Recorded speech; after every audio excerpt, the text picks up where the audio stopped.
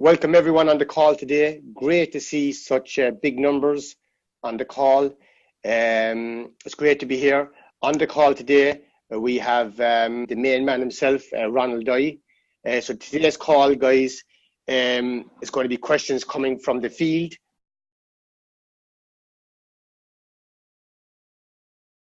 It's necessary for all to, because it's an external operations team. We actually just built the Ribbons platform, but the actual one running it is actually a third party that's running it. So it's actually out of our system itself. The Ribbons OTC business operation team. So that is the team that's actually running Ribbons itself. We developed it, then we pass it on to them to actually run it. So that's the relationship.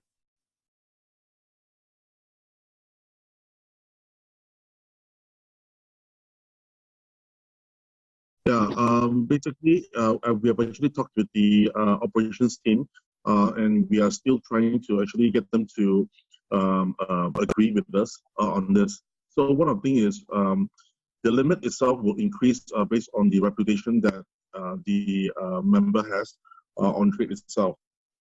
Okay, and this is actually for all crypto types. So if you would do a lot of transactions from BTC to ETH, then you will get a lot of this limit upgraded for BTC itself. If you would do a lot of BTC trade for CTOs, then you will actually get more for BTC. If you do a lot of CTO trades out, you'll get more CTOs. So that is one of the things that is going to be implemented.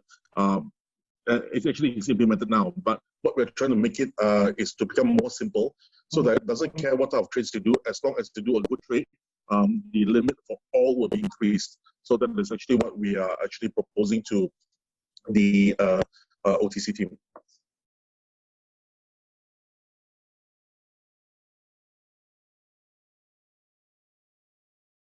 Okay, basically you can actually have multiple accounts, but you need to be able to react to this request as soon as possible, because if the account, let's say if you would open, let's say 50 accounts, and each of these accounts itself, you actually put an order out.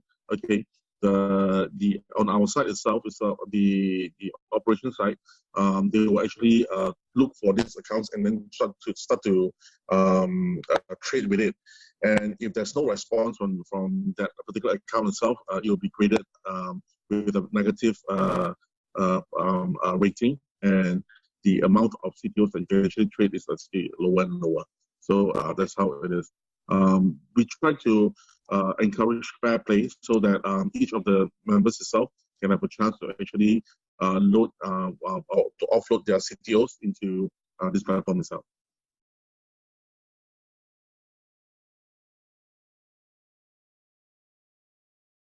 Jarvis 2.0,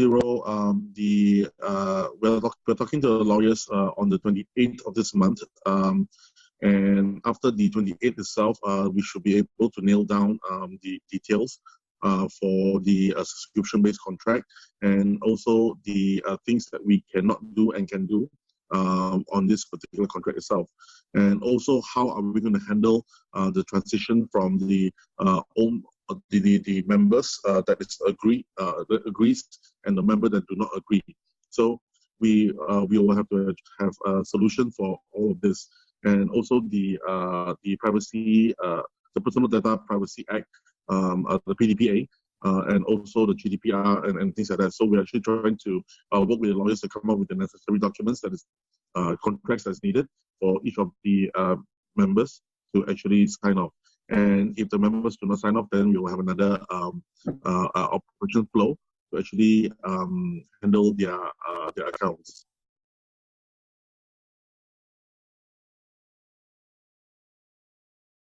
At the moment itself is still 500, just like Jarvis itself. Okay, there's nothing much change over there, and the amount of returns that you're getting back is still the same. But the only thing now difference is the what are we calling the returns The returns now is actually called data, and with the data itself, you're able to transfer it to your cloud SIM to actually use it. Okay, and if you do not want to transfer it to the cloud SIM to use it, which you don't need to, by the way, you can actually put onto the OTC to actually sell it off to other members who wants to buy data. So that is the way of getting the instant wealth.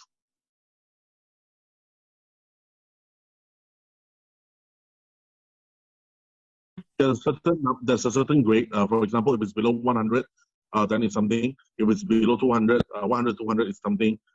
From anything above, then it's something. So we have a scale, and the scale itself will determine how much of data you're getting.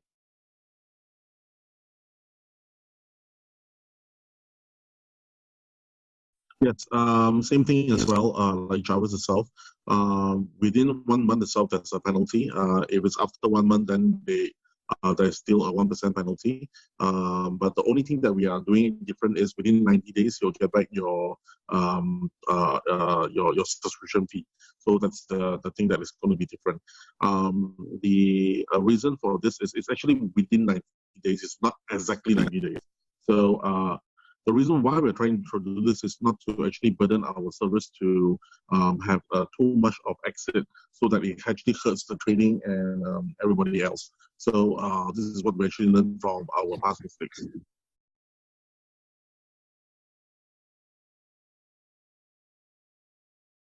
Those not lot, then it will be within a few weeks or days. If it's a lot of it, then we'll schedule it. That's why we need up to 90 days.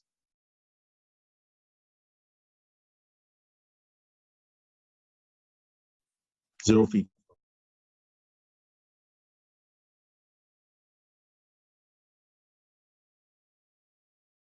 Okay, so basically what happens is this, right? The CTOs is actually the profit that is actually gained from the trade, and if you do not actually take the profit out, you are leaving it back in the system. So that's how and what we are doing actually to actually get this back into the trade. So we do not really encourage this. We encourage more of the usage of the CTOs actually. So that's why we actually moved on this to push it to data. There's a big reason for this as well. Number one is the profit that is generated actually is equivalent only to the current price of the CTOs itself. But what we have not actually calculated is the loss of the opportunity that generates when we actually move in and out of the CTOs. So it creates a shortfall for our trades. Okay. Now we are taking back the CTOs, but we are not burning it off. We are actually holding back on our side. So CTOs generate more CTOs. This will create a double negative effect. So that is one of our biggest problems that we are having at the moment. But we have to do this step is because our channels are actually blocked. Only CTOs itself can actually move freely and effectively now on our chain. So basically for this particular reinvest, okay, we would change it in such a way that CTOs are in to actually buy for subscription. Then we don't actually lose out on the trade itself. So that's the new change is going to be for Jarvis 2 as well. More details of this will come up once we actually finish talking to the lawyers, and we'll come up with the detail.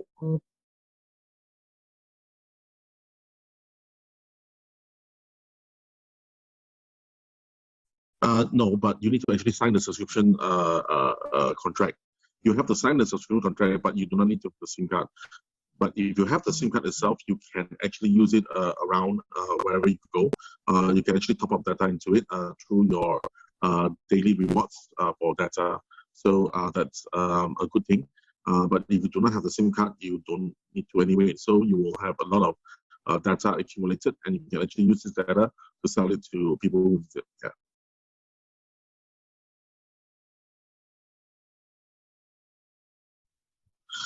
eSIM is a very good technology that we're actually working on with our suppliers itself. But eSIM is still relatively new, and it's quite a tough task for us to actually work with our backend providers on this.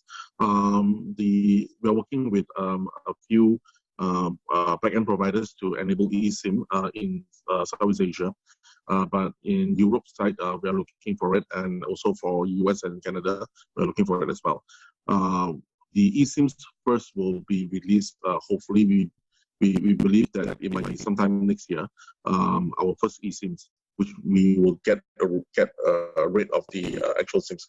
Not a lot of phones will support eSIMs. Only the new iPhone Xs and the new Samsungs and the new Huawei's and the new Xiaomi's. Anything around October, August this year, we'll have the eSIM feature. And we're working on that as well. But in the meantime, we will have the SIMs. If you do not have the SIMs itself, it's a bit more difficult, but you can actually get simpler phones to actually use this. Yeah.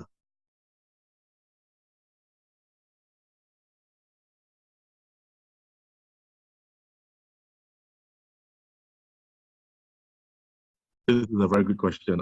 Basically, we are trying to work out with the leaders that is the biggest in each of these provinces or cities itself to set up a joint partnership to create these centers. It is a legal necessity for us to have a sales after sales and service center in each of these countries in order to become an MVNO to be able to sell services in the country itself. So we will be working with the biggest group cloud cloud group in the particular place to come up with that. And basically, we will have a center, just like the experience center itself, which will also cover the distribution and the sale of the SIM cards, and also provide as a place for members to be able to get courses and attend for meetings and things like that. So yeah, it's the meetup place as well.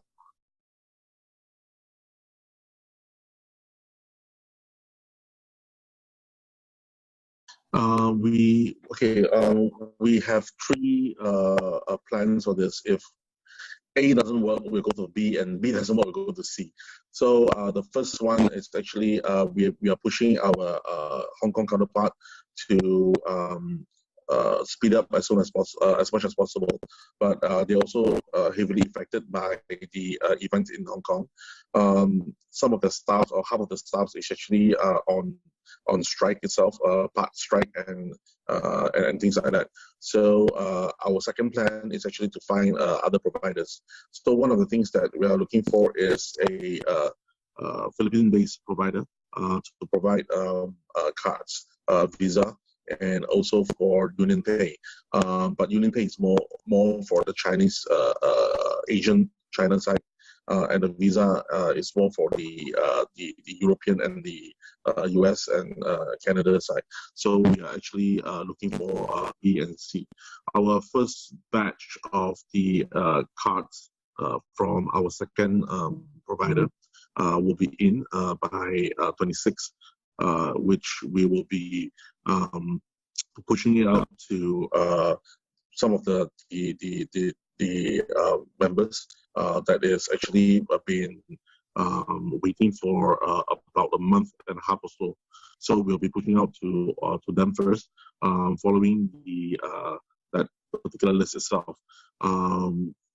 This is what we're going to do. The first batch is coming on the 26th. The second batch itself is coming on the week after that, and the week after that, and the week after that. So it's 1K, 1K, 1K, 1K. That is coming in slowly. Yeah, it'll be in batches, but it will be pre-KYC with your particulars in there already. So we are making sure that when the cards hit the leaders, they are able to give these cards to the members itself, and they can use it already. Yeah.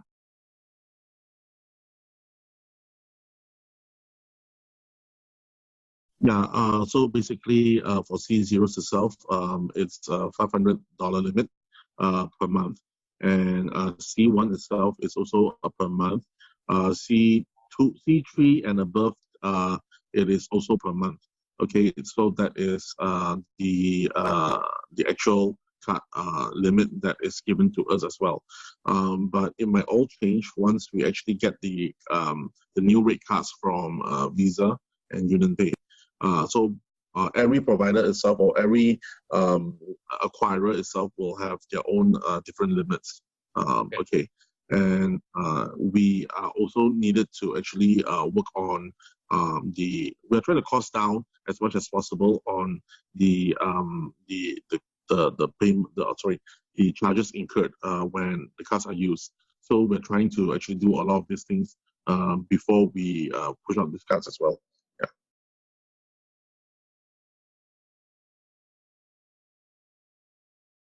For Z0 to C5, all these cards are all available. But we're trying to get all these cards to the hands of each of these members as soon as possible, because we know that we are not able to rectify the issue on chain. So the only way is to let members to be able to convert and withdraw their money off chain. So this is one of the most critical channel for us to enable members to withdraw. So this is what we need.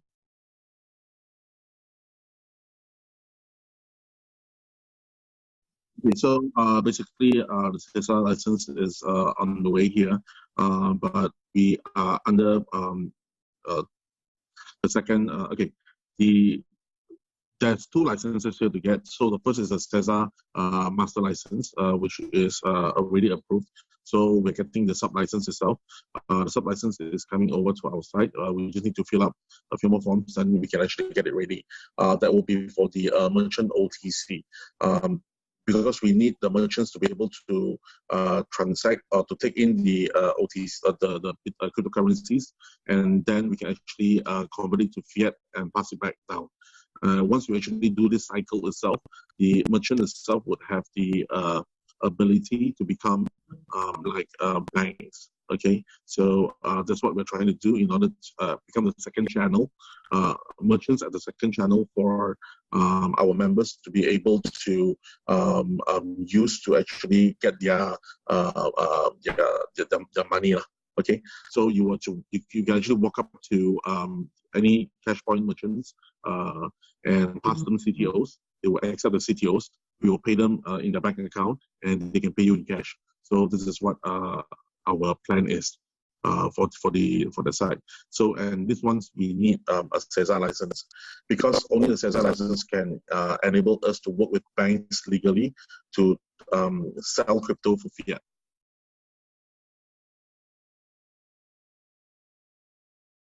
So basically what we did was this. Okay, we are working with a partner for the cloud SIMs, and these guys are, in order to sell SIM cards, you need to have a license, because you can't just churn out SIMs without a license, right?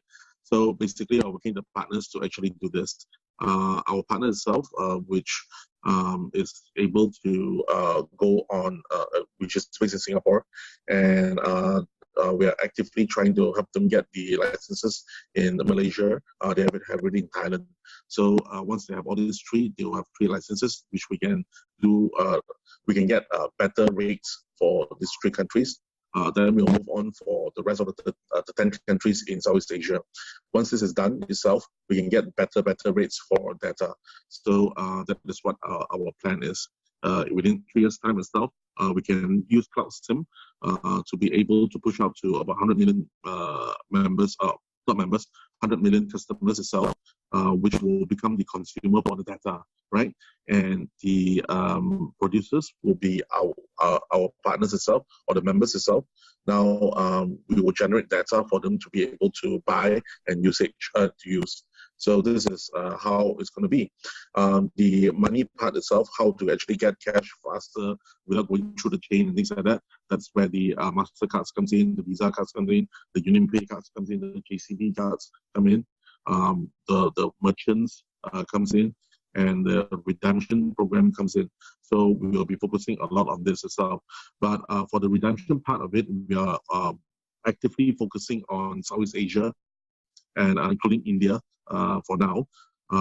If we have better connections to Latin America or Europe or US, okay, we will consider to actually work with the leaders to actually get it done, so that members can also have the same kind of a feature to be able to use. Okay, one of the things that we are enabling is, like, for example, in Southeast Asia, you can walk into 7-Elevens using your CTOs. You're able to change for 7-Eleven cash vouchers. So you can actually just buy stuff with CTOs. Yeah. So one of the things that we're trying to build.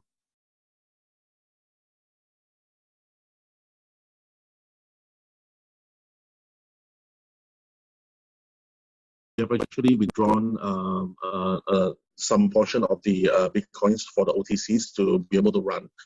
So that's what we're doing to ensure that the OTC will have enough liquidity in order to accept the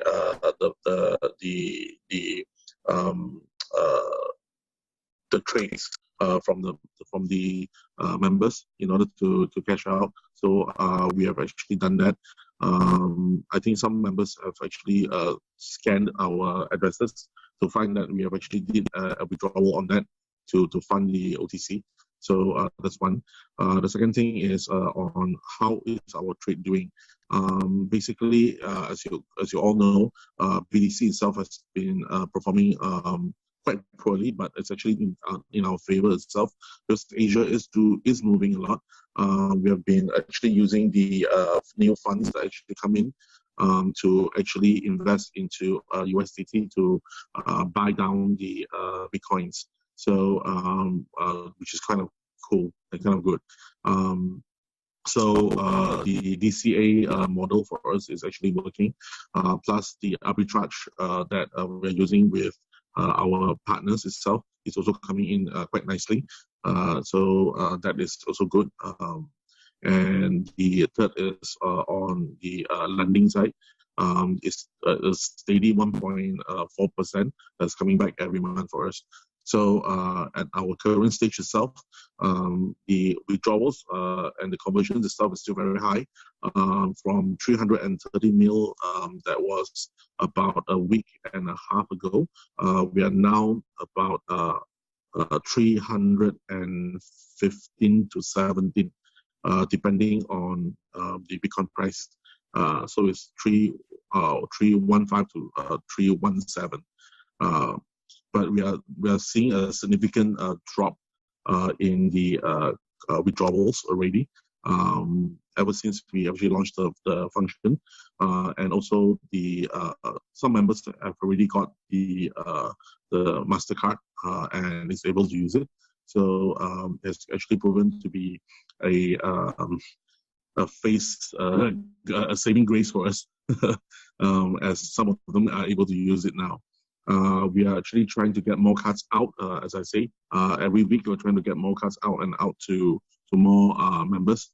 Of course, Europe is in our pipeline. There's no favorism, whether China gets it first or wherever gets it first. We're based on the names that actually comes in that order itself, and we're actually based on the order to actually do it. But it comes in batches. So we will only ship out in batches of hundreds and more. Okay. So, for example, if it's in Poland itself, 100 of this, then we'll send out 100 to the leader, and the leader itself will then be sent out. Okay. So that is our schedule itself. We are trying to make this as transparent as possible for this process itself, but we believe that it might not really work out that well. Because there's a lot more things to do and a lot of things are manual. So we're trying to see how we can do from that.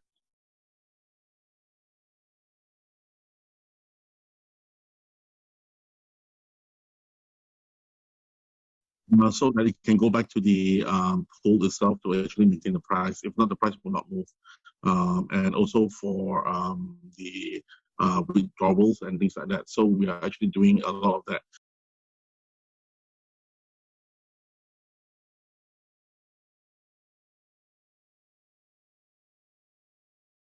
we are not able to commit to 100%, but we'll do our best in order to get as much done as possible. As I said in many of the Zoom calls itself, we will look for the lowest price to the highest price to buy back using the set amount of funds that we have. The OTC itself will have liquidity as well in order to chip in to actually patch up this to buy the rest. So this is what we are trying to build.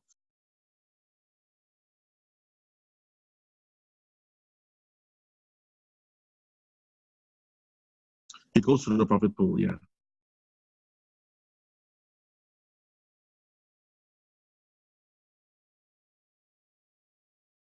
Yeah, actually, I tried to do that, but I've been advised by the lawyers not to actually do it so soon. One thing they need me to do is to actually work out on the whole corporate structure. Once the corporate structure is done and it's laid out, then we can actually show more data. So this is what we have been advised to do. Even on Facebook, I'm advised not to share too much. That's why you can see that I've been actually trying to withhold myself to share too much of information. But within Cloud Chat itself, we are able to do it because it's only for members only. So we are trying to do that as much as we can. Yeah. So once we have got more of the things laid out legally, we're able to share more.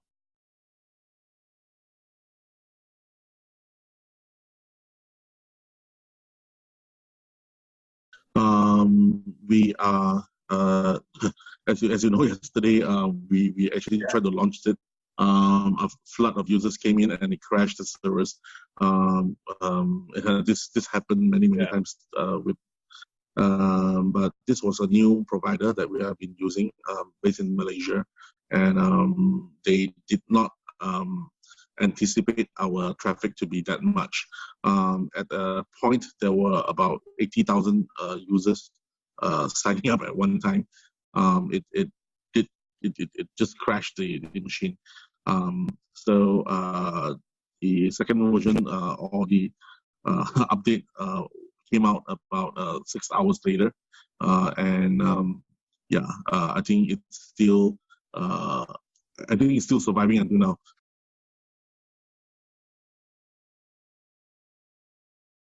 Okay, the first thing that we need to do is to let you convert out from Jarvis first. So that's the first thing that we are trying to address now. So once we fix the conversion problem, then we will work on the withdrawal issue as well. That is our plan at the moment itself. Anyway, we can't drag too long because once we actually enforce the change from Jarvis 1 to Jarvis 2, there are contracts to be signed. And if the user do not agree to the terms and conditions set, the account itself will be changed to a regular customer account, and all the assets from Jarvis itself will be returned to them in their wallet. Thanks, Ronald. Thanks for that, Ronald. I know, guys, a lot of you on the call, there was a lot more questions in the chat. A lot more questions for Ronald. Guys, we've done our best with limited time. Ronald has to go back to the team. He has to finish the OTC, get smooth it out, work on the issues there. Guys, I want to thank everybody for being on the call. Thank you for Ronald for giving us the time. Guys, we understand we had some challenges over the past 2 months. We can see Ronald is working through the challenges with us. Guys, the products, the reporting back on the products, especially the cloud travel, has been absolutely amazing. Start using your cloud tokens, guys, and the utility. This is what it's all about. And as Ronald works through these challenges right now, we're coming out the other side. So guys, with that, thank you everyone for coming on the call. Have a fantastic day. And any of the other questions you have, guys, send them over to us and we will try to answer them from you. Okay, this is being recorded. It will be uploaded on the channel after. Thank you.